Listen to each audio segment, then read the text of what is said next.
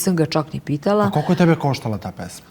Ta pesma je bila u sklopu albuma Devojka od čokolade. Ja ne znam zaista šta je Mili dogovarao. Mili je bio producent tog albuma.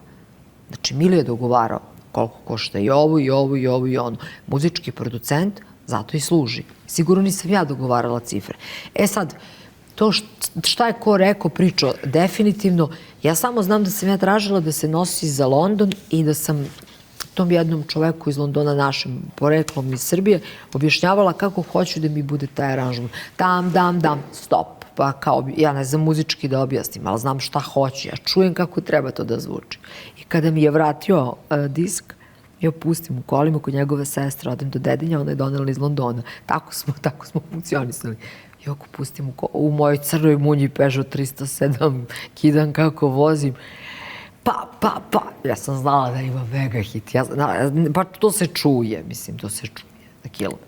A snimali smo pesmu dole u Pinkovom studiju. Ja znam da smo 3 teksta menjali. Ja sam na kraju izašla ubledela ovako, Emilije.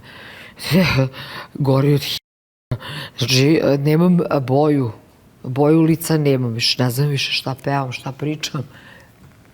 Prvi, drugi, treći tekst, Robalero Mali Marina ostavila što je bilo na demou. I to je ispalo najbolje.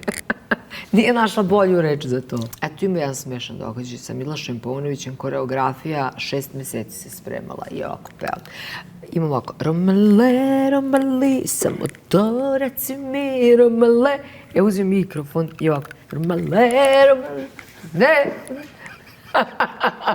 Na probi. Ja sam imala takvu trebu, znači ja sam